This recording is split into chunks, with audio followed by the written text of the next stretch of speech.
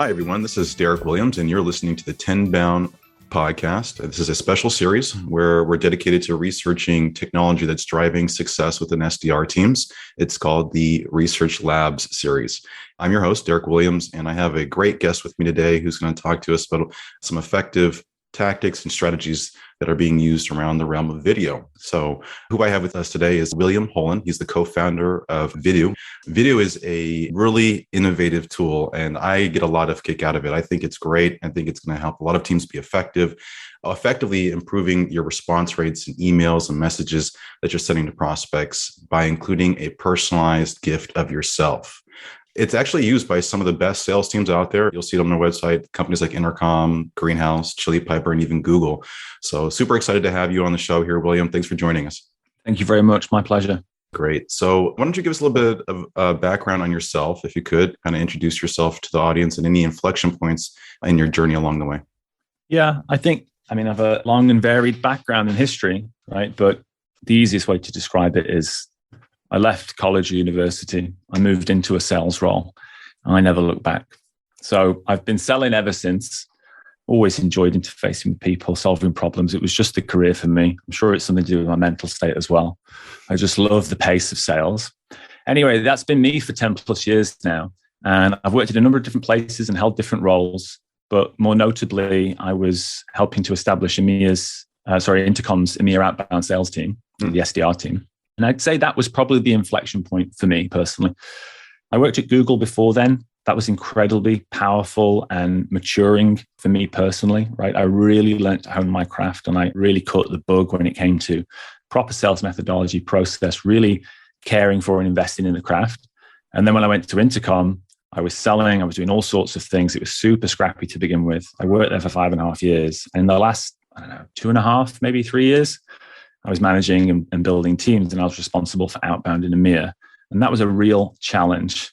And we can talk at length about all the different things that I learned on a personal level and a professional level. But the inflection point for me was building out this team of relatively young and untenured reps, new into a market. Right? We'd never done outbound before at Intercom. It was 99% inbound.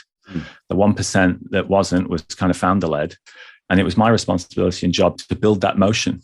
And we really didn't have a clue to start with. And that was very humbling and challenging. And I learned a ton. And for me, the big takeaway there was that we felt this real friction between volume and scale of outreach and then quality and personalization of it. And oftentimes these two things are kind of in contrast to one another, right, almost seen as mutually exclusive. And we wrestled with that for such a long time and experimented with all sorts of different outreach methods and techniques. And during that experimentation, we came about with ideas that look a little bit like Video today. Me and my co-founder met at Intercom, Gavin Joyce, and we built tools and technology for the sales teams. And in many ways, that helped me to scale the function. And then one day we said, hey, we're helping people manage this tightrope. We're helping them do more with less. We're helping them send rich, engaging content out to prospects without it costing the world. We should build a business and a product and a tool set around this. And then Video began. Awesome. Well, tell us about what problem you're solving with Video then. I know we talked a lot in our planning session, but for the audience, what's the core premise around what you're solving? I think we can characterize the problem as sales reps, particularly business development. There's an incredible human cost associated with it. Businesses take funding, and the next thing to do is, well, let's scale up business development. And the tried and tested way of doing this is let's just hire lots of people, right, and get them to do that. And it's rife with burnout. There's loads of attrition. It's a hard job. It's really sink or swim. And oftentimes people are sending out lots of messages. They're doing lots of work. They might even be doing the right type of work, doing all their research, personalizing their messaging. And ultimately they get a really paltry response rate, 1%, 2%, 3% if they're lucky. So that's how I describe the issue. It's all these people, all this money wrapped up in them, this big function known as business development, really in a way spinning its wheels and sending out 100 messages and being happy if they get 2 responses back. That is very wasteful, and it's very challenging for the business, for the industry, and for the rep as well. So that's what we really want to solve with Video. We want to help you get more bang for your buck. When you do the job of an SDR, when you do the honest work, when you do the research, we want to help you get noticed.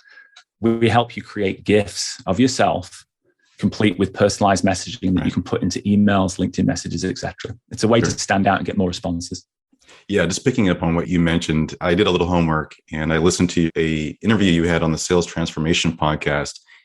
And you were quoted as saying to pay an SDR a pretty penny and then only get a 2%, which is probably double what some teams are getting, only get a 2% response rate is a waste. So we're all about improving the effectiveness of the sales development role and the individual. So this sounds like at the heart of that, really designed for SDR teams. We talk to many founders and CEOs around their offering for the sales development space, but not always is it centered on the sales development team necessarily. It's maybe something that this SDR team can use, but maybe it's more broad in its purpose in terms of revenue teams. So good to know that we're hyper focused on SDR teams, but let's break down how it works. Can you give us the mechanics of the essence of so how does it work? If I'm an SDR, I'm using video, what does that look like? Okay. So when you set up video for the first time, we'll give you this little tracking card. Okay. You can't see that. This is audio, but just know there's a piece of paper, a piece of card that you hold up. It's like a mini green screen. And then we help you to record one video of yourself once. We take that video, we convert it into a GIF, the little green screen that you hold into your hand. You can then personalize that screen with all sorts of different content just in time, on demand, when you're messaging people. So you record one video for 2 seconds. We turn it into a GIF. That GIF is available to you now through a Chrome extension when you're writing an email, when you're in LinkedIn, and you want to send them a GIF of you waving to introduce yourself. Or maybe you're looking curious and you're asking a question. Or maybe it's a really inventive one. You're holding some swag or whatever. We let you create GIFs like that in about 8 to 10 seconds with personalized content on that little green screen and then send it to your customers. I love that. And watching some of these out there, the poses that we see sometimes are as engaging or entertaining, I should say, as the message itself. But now there's a lot of different ways. And on your website, you do a really good job of calling out the common use cases for video. But where does it come up, would you say? We've spoken to other video vendors here on the show, and there's a mixed feedback on where a video-like offering comes in the touch cadence. So where do you recommend video pop up for? Is it after we've made contact? Is it the first outreach? Where does it fall in the touch cadence? Okay, I'll give you kind of a cop-out answer first, and then we'll get specific. It really is anywhere, right? Given how easy and fast it is to make these, you can use them in all sorts of places. First touch, follow-ups, bump messages, end of cadence. You can even use it within deal cycles to introduce yourself to new contacts, prompt them to sign a deal, share information, customer success, account management teams use it, yada, yada. But we want to pick a lane, right? We're a small company. There's 2 of us. We're bootstrapped. We're really, really focused on SDRs. And in particular, we're really focused on solving, and I'll further characterize the problem. First touch for an SDR is often a big investment of time, and it should be. In my opinion, it's the most important touch you can make on an account. It's the first impression you make. It's absolutely sacred. If you can't be bothered spending a bit of time personalizing and investing in that message, don't run them through the rest of the cadence. They're not going to thank you for it. And I really believe that. The challenge is, well, how do you make that message amazing? You do the research and you write it down and you put all the hooks in and you think, Jesus, this is an amazing message. Surely if they read this, they're going to respond. I mean, Christ, who wouldn't? And then they don't. Yeah. So what we want to do is, and I'd say the best place to use video for a lot of SDRs today is when you send that first message, when you've done that hard work, you make a GIF in 10 seconds, you put it in there, and then you use that as a way to immediately stand out in an inbox. When they open the message, they won't see a link to a video. They don't need to click anything and go anywhere. You didn't need to spend 90 seconds making it and editing it. You spent 10 seconds putting together some personalized media. And when they open it, their experience is, pow, it just plays. I love that. So for me and for a lot of our customers, it really is. And it starts with first touch, day one of the cadence, that all important sacred email. Use a GIF to really amplify and highlight your message. That's where it's most effective today. Got it. Yeah. No second first impressions, everyone. Yeah. That first impression is material. I agree 100% there. So talk to us about how it's different, though. As I mentioned, we talk to and we look at other video vendors, and you mentioned something that caught my attention there, and that's that it just plays. So maybe that's something that we call out, but there's other video players out there that our SDR teams might be using today. What sets video apart? I think there are a couple of things. One of them is the prospect experience that we just spoke about. It just plays, right? It's entirely frictionless. When the prospect, the recipient opens that message wherever they are, they will see you. They will see who you are. We'll get to understand that tone, right? That expression, that authenticity, that should shine through. The best people that make these, they're really personal. And immediately it does a large part of the job that video does, but without any of the hassle for the prospect. Oh, there's Derrick. He's real. And then perhaps you're accompanied by an engaging message. So a part of this is like prospect experience and just removing all that friction, just immediately communicating the fact that you're human. The other differentiator I'd say is workflow from the rep's perspective. These are two things we keep in mind. What does the recipient see, feel, experience? How easy is it to convey a message and who you are? But also for the rep, it's no good being easy for the customer or the prospect if ultimately for the rep it took an hour, you know? Right. These are some of the things we worked on at Intercom. We would create the most engaging assets as gifts, and it would be an upfront investment that was like inordinate, disproportional.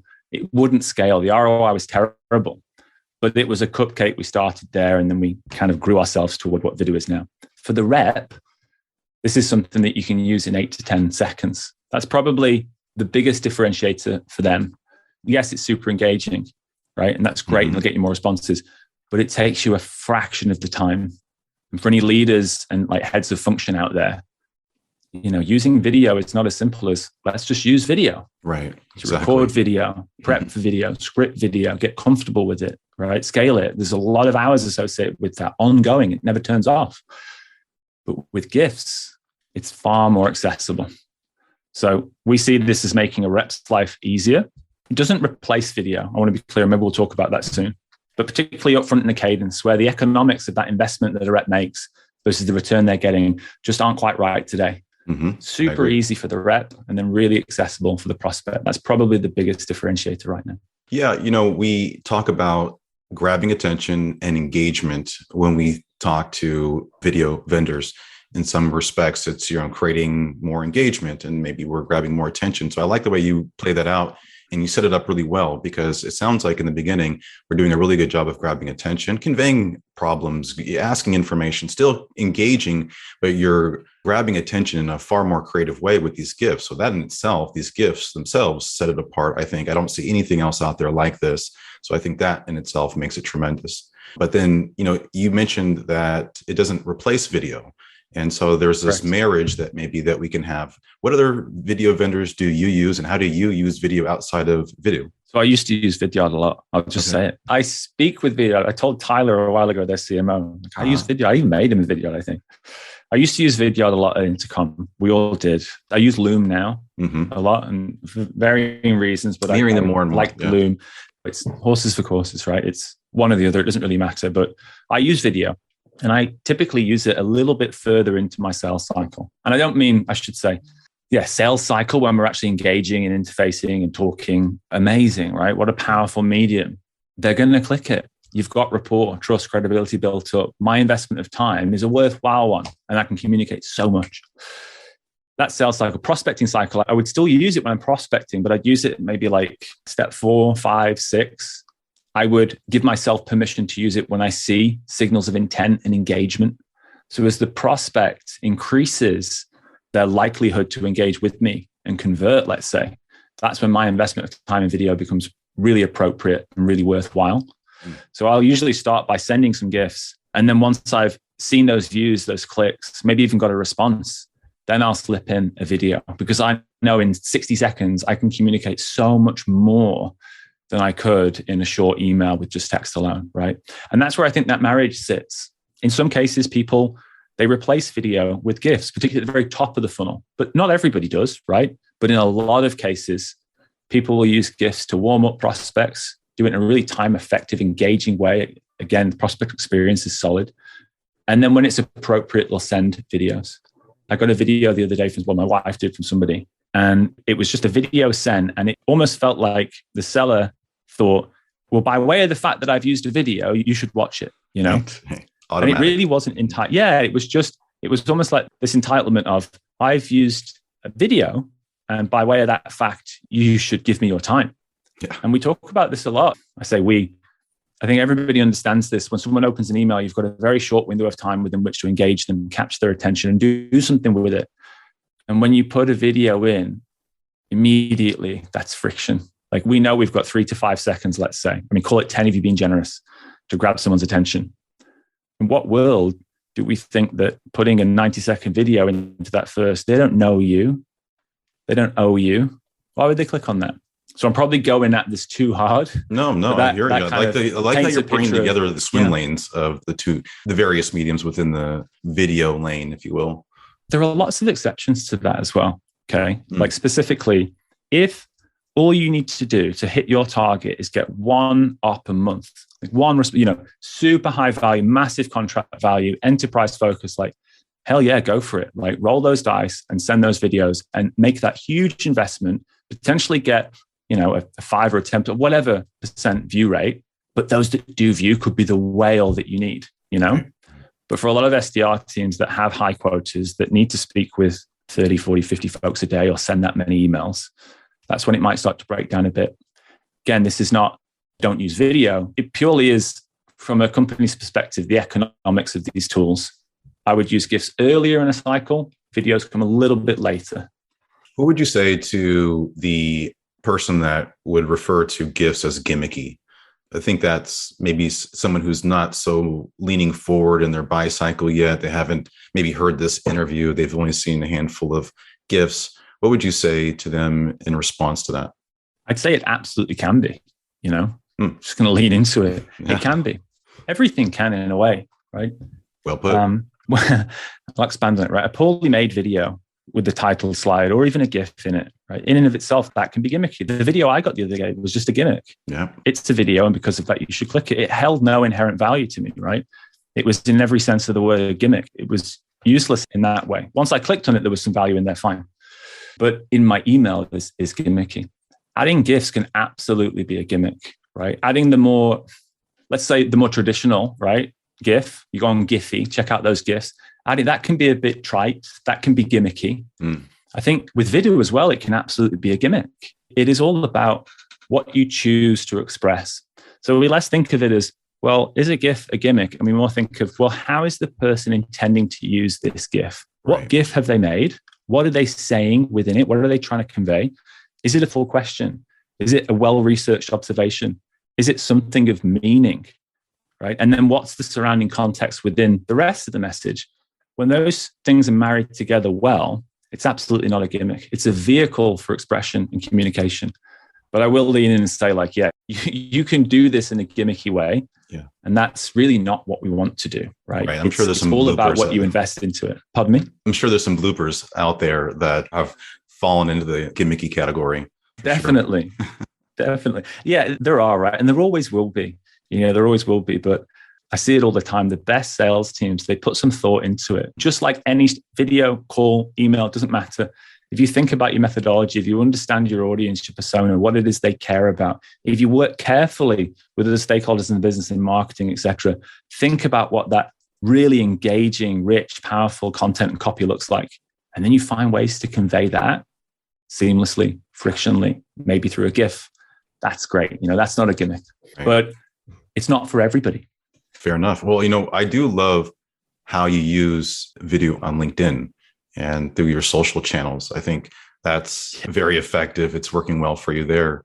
So this isn't purely something that shows up in email, but in that regard, the same way that you may have to click on a video with another vendor to get the video to play, with video, you don't have to click on it, it plays automatically, but you're still subjected to that open, right? So is there any advice that you give to users around subject lines or ways to actually get those emails opened up so that they can get that autoplay? Yeah. Okay. So this is good, right? I mean, I'm going to decouple this from video. We've got to get them to open it. Mm-hmm. There are folks out there like the Lavender team do this really well. And I'm pretty much just going to parrot what they talk about. I'm increasingly becoming a really big fan, and Will Allred talks about this a lot, of very vanilla, boring, almost internal subject lines. I think they're great. And it's not just because, it's a wolf in sheep's clothing, like we're going to do a bait and switch. We're going to pretend that it's an email from a colleague. Not at all. we're just going to be very matter of fact. Like when you're writing a message to somebody internally, you know them, you work with them, you're not going to fluff it up. Mm-hmm. You're not going to allude to some, magical value that might be here if you just follow these steps. You're just going to say it how it is. And in that sense, it's going to be very to the point. So this is quite general advice, but yeah, go and follow Will Allred, go and check out Lavender. And I would be writing subject lines that are 3-4 words max, very matter of fact. So if let's say you're a team that sells a recruitment software and you're messaging a HR manager or a director or whatever, you might just say like Q3 hiring, or you might say like Q2 attrition, something like that.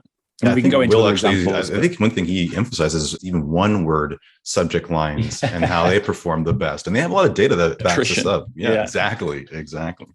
Right, yeah, right. Hiring. Well, there you go. I do think with subject lines, less is more, because we've tried to optimize the hell out of them for years.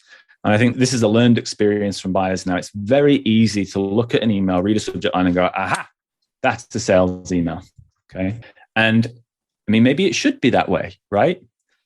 They should know it's a salesperson, but I think we're kind of shooting ourselves in the foot. If we just spoke more directly to what we're actually talking about, as opposed to trying to build all this intrigue, I think that would serve us better. And it's the subject line, but it's also the first 2 lines of text. That's what's going to get previewed. Right, the preview line. Exactly. They need to connect, right? They need to be aligned well. Mm-hmm. Bingo. And it can't be like bullshit personalization. I'm literally saying what Will says now about like what college they went to, etc. Ideally, you use those first 2 lines to immediately hook them in, give them a reasoning for reading more. And the best way to do it is show them that you actually care, right? Give them an opinion, ask them a question, show them that you've done your research. And then when they open it, ideally, you've got a GIF that expands on that and earns you the right to get the rest of the message read. Yeah, it's a careful art, not so much a science these days. It is. And, those 1% and 2% reply rates are real. We see them in a lot of accounts today. And we've taken a lot of what we've heard from Lavender and we've had them on the show, and we've injected that into some of our training and consulting with our clients. And, we're definitely seeing improvements in both open and reply rates. And so when you marry together those rules and a great medium like Vidu, you start seeing tremendous effectiveness. So definitely recommend there. Let's talk about use cases. Yeah, let's talk about use cases a little bit though. So obviously, acquiring business is what we're all talking about here. SDRs, gaining access to new accounts, acquiring new logos and all of that. One thing that stood out to me in the Grad Guide podcast interview that you did a while back, you had actually talked about SDRs prospecting into jobs. And so those that are looking to, get, and I think that's a real, given the macroeconomics that we're facing today and the conditions around us, I think it's important to kind of call this out, that tools like Vidu can actually help you stand out in that recruitment process and that application process. Anything you'd add there? Have you seen much of that? What are your thoughts there? Yeah, shameless plug. So, well, not really, because that's what it's all about. We're all about plugging Vidu. So Vidu is free for job seekers at the moment for a limited time, but I think it's pretty healthy and generous. If you are looking for work, you can use Vidu right now, right? And on the Grad Guide podcast, you're very well researched here, Derrick. That's very cool. On the Grad Guide podcast, I was talking about that because it's full of grads, so that's the audience. But if anyone out there today is either concerned about their job at the moment because of the issues we're talking about within the economy, right, within the economics of business development today, VC capital and everything that gets pushed, right. If you're worried about that or you're actually looking for work, yes, you can use Vidu. And the way you would do it is it's almost like a copy paste of how you would use it to prospect into accounts.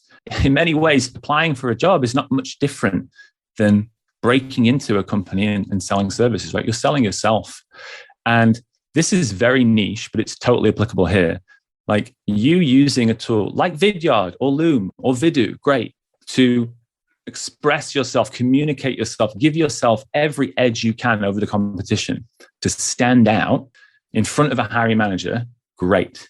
Just so happens that when you use those tools to do that job in front of that person, that's the job that you're going to be doing for the longer term, So it's almost like an application and like a preview of your work in and of itself. So yes, use it to grab their attention, but also know that like the way that you're going to talk to a hiring manager, the way that you get their attention, the way that you might even qualify them is absolutely what they're going to be expecting from you within the day job.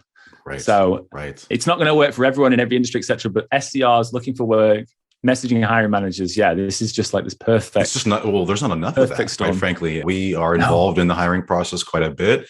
And I look at a lot of applications and people who are trying to, get into SDR roles at our client companies.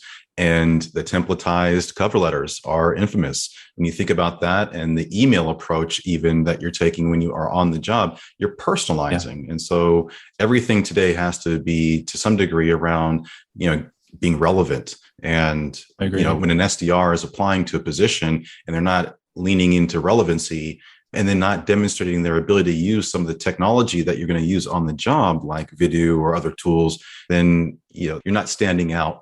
It's the same problem SDRs face on the job is they're not standing out enough. And so I'm glad you double clicked on that. I think anybody who's listening to go ahead. Yeah, please. I was going to say, it's interesting because given the environment people are within right now, there's a big demand for business development reps. But I think that's starting to shift. People are getting laid off. Right. Capital's harder to come by. Inflation's like rife. There's lots of uncertainty in the market. And go on LinkedIn and you'll scroll for 2 seconds and you'll see a post about someone either looking for work or commenting on someone being laid off. Like it's a real thing that's happening. And for a long time, there was this imbalance between supply and demand.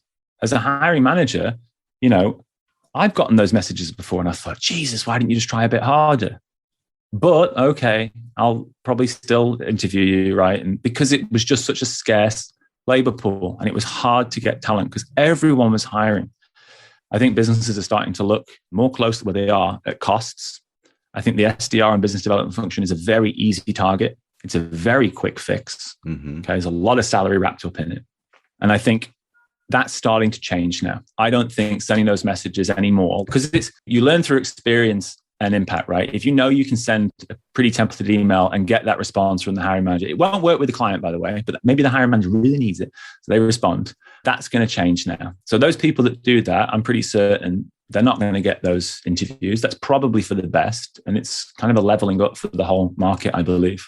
I agree. I think for a long time, business development as a function has just been scooping up talent, maybe even too much of it. And there's this wave now of rationalization, consolidation, people thinking about that function as a cost center as well. And the best time to start getting better at that job is before you even have it. Absolutely. Be careful with your outreach, care about it, Yeah, we were working with a client not too long ago, and we had upwards of 100 applications that had come through for a couple SDR roles. And there was a certain person that had come through the process. We overlooked the application. It didn't line up at first glance. A day or two later, through the hiring manager, they sent an email very crisp on why they think they should be considered for this position. So it was cool. Very tailored. It took their past background. Again, this is entry level. This is an SDR role. This is someone who hadn't been an SDR before, but had done some sales work in a B2C context. And there was some relevance in their message. And so we got an interview with them after all, and they actually ended up doing really good in the interview process, did a really good skill assessment. And guess what? They were hired for the position. So sometimes it's, what it takes to stand out. Let's talk a little bit. How many people actually sent you the follow-up? How many people actually, I don't think I've ever experienced that, right? I don't think I've ever rejected a candidate and then had them follow up and say, well, actually, no, hit rebuttal. Very succinctly. Yeah, rebuttal handle, bang, boom. How many people did that for you? Never. If anybody has been turned down, and they might ask for feedback. They'll definitely ask for where could I improve, sort of thing, but not really a rebuttal to those points necessarily. It's not super hard to stand out, and there's a wealth of content on LinkedIn. People talk about these things. There's so many good souls out there that want to share this, Well, you talk about it, so they can follow you and learn a lot alone. Better people than me, right? There's a guy called Joshua Norris now. He's been hired by Lavender. Just love Lavender. He does mock interviews with people. He actually helps people get better at interviewing, and he supports them in finding work. It's totally aligned with the Lavender brand, but he was doing this before he even got there, I think. So there are resources out there. It's not the Enigma code, right? It's not a big, scary, hard, unknown thing. It's documented. You just need to spend a few hours getting your head around it and resist the urge to blast those managers, right? Take your time, because it makes a fucking huge difference. It does. I know it can be scary, everyone, to think that you're not casting such a wide net. You're taking the time to focus on the roles that are, best aligned with your skill set. You're researching who the hiring manager is, finding what that contact information is, if you're not just using LinkedIn, and you're crafting that message. You're investing that amount of time. Well, guess what? It's the same thing on the job, right? And so you have to make that investment, and it pays off. It always does. So, and if you don't like doing that right now, it's an interesting signal, right? And maybe you won't like doing it long term. So just be honest with yourself. Very good. Let's get back to the technology of video a little bit. I know we mentioned that we have it available through Chrome as an extension. So that means it's everything and everywhere, right? So we mentioned LinkedIn already today and how we're seeing a lot of it used there, obviously on email, but in the actual sales engagement platforms. Talk to me about the use of video and its integrations with Outreach, Intercom. I think SalesLoft is a new one for you as well. Yeah, big one. So you're right. The Chrome extension just kind of capture all of it for us. And any sales engagement platform, or mostly all of them, apart from maybe some really niche ones, they'll allow you to put GIFs into messages. As you're composing or as you're defining a sequence in a template, they'll allow you to put GIFs in there. So by way of that fact, you can put these things everywhere. Great. Okay. Make it in the extension, pop it in really quick. We've just built, and we have one integration formally, right? Direct integration. That's with SalesLoft. We've just built that. Very good. And we're moving now from this just in time, this ad hoc use case, which will continue to be a focus for us. And people will use this ongoing, even when they do what I'm going to talk about now. We're moving from that, and we're starting to allow people to fully automate the generation, the personalization, and the insertion of these GIFs and memes. We do memes as well. But okay. Dilute the conversation. Into SalesLoft steps. So just a quick coverage on that. When you put someone into a SalesLoft cadence, you can have a video step in there. That will tell Vidu to do some great stuff, make a GIF, personalize it with SalesLoft custom attributes, and then put that GIF in the next message in the sequence. So all the seller does is they just load up SalesLoft with the right persona from Salesforce, bum, bum, bum, bum. They go into SalesLoft, they hit their launcher, they run their step, their email pops up, and the GIFs are already there waiting for them. This is like phase 2 Vidu now. This is where we want to go. It's not just 10 seconds or less. It's actually completely seamless. We want to eliminate entirely the work done 80, 90% of the time, right? For all of those messages, just place the media in it. And you still personalize the message, right? The surrounding text, the context, you change that. And you can change the GIF if you want to.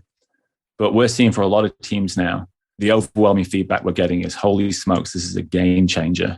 I can't believe I don't need to record a video. I can't believe I don't need to make that thing. It's just there. So you'll see more of that from us over time, I think. Yeah, it's good to, operationalizing the use of tools like this is what's key. We all understand that video work, but how do you get it to be put into place in a simple fashion and have it be relatively streamlined in that operation? So, we talked to Christian at User Gems recently, and, it's important to have data, but data is table stakes, and it's the workflows that we're able to, implement that make it actionable so that we can get the results that we know work at scale. So, and that is, it's true of all teams and functions within a business, right? It needs to be simple. It needs to be in workflow, right? Of course, we want to work efficiently, but I think it's particularly true for SDRs. Like, that's the challenge for them.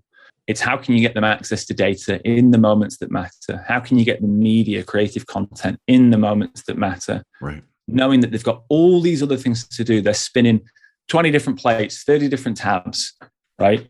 Yeah. Lead IQ, phenomenal, because it's there, right? Salesforce is just this hub. Everything comes into it, right? Vidu now, yes, we want to take that step and just place that GIF where you are. It's I think AEs, they can suffer these latent pains. Like, an AE workflow doesn't have to be super efficient and semi-automated, and they'll live with that pain because they're going to close some big deals. And a lot of that's manual anyway. But so much of the SDR function, it's not just being great at talking, being great at writing, qualifying. You also have to be pretty systems minded as well. And I don't think all tools out there make that easy. We want to make it easy. Agreed, 100%. And just to clarify for the audience, so video is available, everywhere via Chrome on Outreach, LinkedIn, Intercom, and then you can obviously use Zapier as well to, really bridge out more integrations. But where the native integration lives today is with SalesLoft. So for your SalesLoft shops or those that are considering SalesLoft and like Vidu, you can definitely marry those together really well. And then on the roadmap for native integrations, what do you have coming up? Anything that you can call out? Yeah, so outreach is an obvious one. Okay. We're not sure exactly when we'll build it, but we're pretty confident we can turn it around in a month once we start. So outreach with the next couple of months, I'd say. HubSpot's highly requested. Like beyond outreach, we've not really firmed up the roadmap, but HubSpot's up there. Outreach is next. And then it's wide open from there, right? Zapier connects us to other tools, that's fine. But really, SalesLoft and outreach, when we started this, it became clear that that's where SDRs live today. And there are lots of other fringe use cases and different teams with different preferences, but those two control the lion's share of the sales development workflow market, whatever you want to call it. Yeah, I concur with that. Those two first. For sure. Yeah. Talk to us about the pricing model. How does pricing work for any of those that have been listening through the interview so far and are liking what they're hearing or considering? You don't have to give us a quote, but how does the pricing work? So it's a freemium model we've adopted. We probably don't have enough time to really flesh out why, but you can imagine why, right? We're a small team. People can start using Vidoo for free. Zero barrier to entry. I mean, you have to sign in with a Google or Microsoft account, but once you're there, you're done. You can print the cards. We'll send them to you. You can use Vidoo up to 30 times a month to make memes and GIFs. And for a lot of people, that might be enough, right? And it's completely free, and it will be forever, really. If you then want to use more of Vidoo, if you want to remove branding, if you want to send more GIFs, you can upgrade to a pro account. That ranges between $29 and $36 a month, depending on the payment plan. And then for teams that want to go full-blown automation, really buy back a ton of that time, like completely level up their efficiency and scale what's working, then they can upgrade to what we call a team plan. That's paid annually. And that's about $800 a year. So 3 options, but most people start free, learn the ropes, get comfortable, find the wins. They graduate then to a paid monthly plan. And then the best teams that want to really scale this, we work with them on SalesLoft automation. Very good. Well, that's more insight, I think, on the pricing side than we get from our guests normally. So I appreciate the detail. Really? Okay. Yeah. Well, I hope that's okay. No, that's very good. That's very good. So let's talk a bit, as a product-led organization, driving growth is different than maybe an organization that is not product-led, right? And I think as part of that, we commonly don't see an SDR team in some cases, especially at early stages. And I think you don't have an SDR team today. You mentioned you're a small organization today. So for those that are product-led themselves, how are you driving growth today? What's working for you? Yeah, the big leveling up for us was releasing freemium. We took a while to figure out how we should model it, what it really should look like, what the mechanics were. But when we launched that plan, a number of things came with. The big thing, and this drives growth, is community engagement. That's really our lever for growth right now. We don't have SDRs. We don't advertise. We don't pay for ads, anything like that just yet. We're very reliant on creating amazing experiences for people that use us, even those that use us for free, right? Through self-serve or even through content that I give them direct. And then it's them going out into the world, sending gifts. Funny thing about Vidoo and Vidyard and these sorts of tools is sellers use them, send them to other people, they get them, and then they're exposed to the technology, right? So that was cool. Let's look into that ourselves. Yeah. So there's this, it's not a network effect. It's more like viral mechanics. It's the more people that use Vidoo, the more exposure it has. And that's cool, right? That's very directly linked to user base in a number of sense. But where we see really powerful growth that turns into advocacy is LinkedIn. Like LinkedIn's been amazing for us. I'm laser focused, and at some point it might not scale and we'll hire people around it, but I'm so laser focused on helping people find great use cases, find the right messaging, make the right gifts. And we find ways to self-serve and automate it, but I do a lot of one-on-one stuff as well.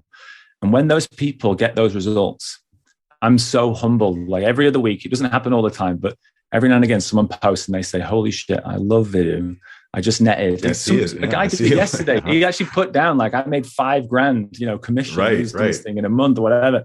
And that, I didn't ask him to do that, but that's the growth mechanic that we kind of want to encourage, want to manufacture. And that's where we're seeing a lot of our exposure and growth come from right now. It's just people talking about it and using it. We really want to try and continue that trend. Yeah. It's, as if we're moving to user-led growth as opposed to product-led growth. I think that's the natural evolution, is really focusing on those champions in the community. Well, this has been great. I've learned a lot. And I think, anyone who's out there and has been listening to this episode, give Vidoo a look, go to their website, get the free option, start using it. It's real easy to get set up. So I've enjoyed our time. William, how should people reach you? Where would you point people to contact you or to learn more about Vidoo? Yeah, LinkedIn. Grab me on the website's vidoo.io. You can't miss it. There'll be a big button that says sign up for free. So check it out, get started. If you need the tracking card, I will post them to you. That probably won't scale forever. So Get it while you can. Exactly. We have so many of these cards like dotted around our offices. We have our children helping us pack them at times. Anyway, you can sign up for free on the website. And then if you want to chat with me, just hit me up on LinkedIn. That's the best place to grab me. I might not respond super fast, but I'll always respond. And yeah, I love engaging with people. Yeah, I bet he'll respond faster if you hit him with a video as well. Oh yeah, so lightning fast, because I'm going to give you feedback on it. There you go. I'll respond really quick. All right. Well, this has been awesome. Thank you again. My pleasure. You've been listening to the Research Labs podcast by Tenbound. Thank you, everyone. Have a wonderful day. Thank you for listening to the Sales Development Podcast, the only audio forum 100% focused and dedicated to sales development, with your host, David Delaney.